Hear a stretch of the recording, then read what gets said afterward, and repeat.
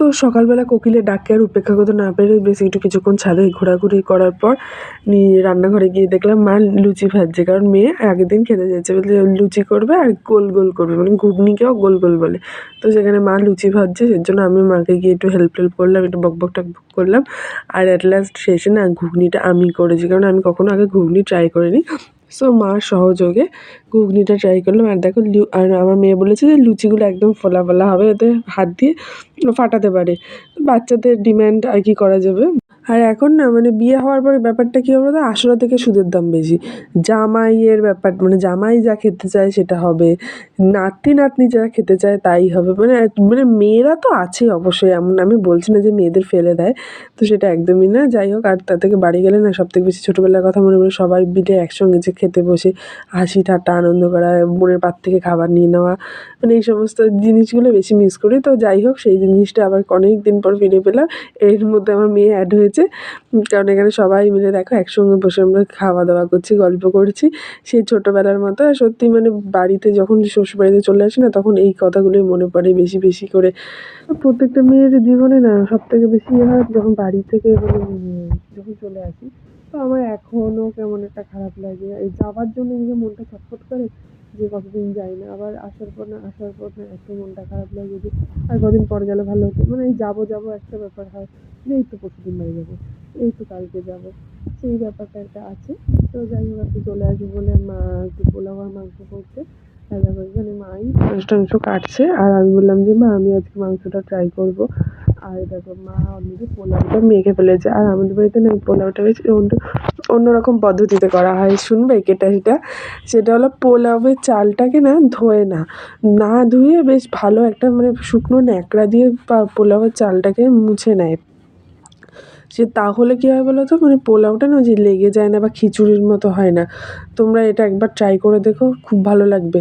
আমিও প্রথমে বলছি এ মা চাল ধুচ্ছ না, কেমন লাগছে? বলে তুই খেয়ে দেখ, সত্যি মানে সত্যি ভালো লাগে গো।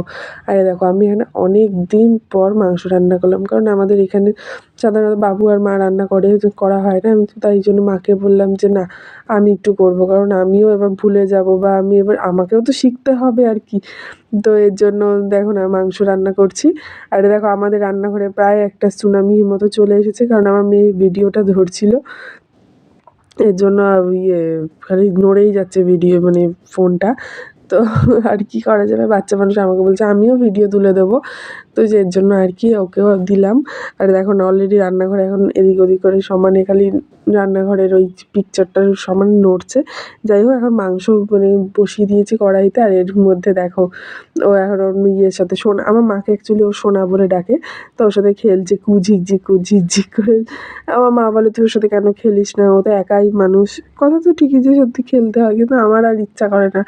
মাঝে মাঝে খেলি, কিন্তু সবসময় কি বাচ্চাদের সাথে আর খেলা হয়ে ওঠে? দেখো আমার অলরেডি মাংস কষা হয়ে গেছে। আর এই ভিডিওটা আমার বোন করে দিচ্ছে, আর ও বলছে এই কেমন হবে? আমি তাই বলছি যে হাত চেটে চেটে খাবি, দেখবি তখন কেমন হয়।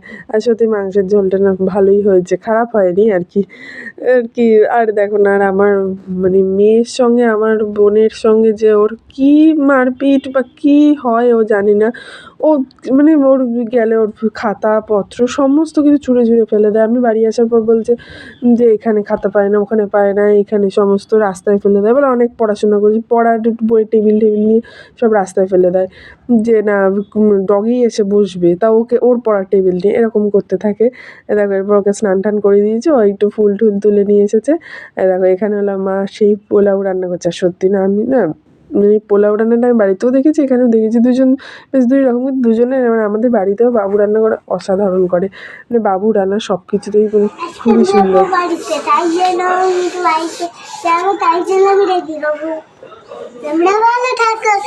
যাই হোক, আমার সময় শেষ, আমাকে আবার ওই বাড়ি ফিরে যেতে হবে, তো যার জন্য একটু গুছগাছ করে নিলাম।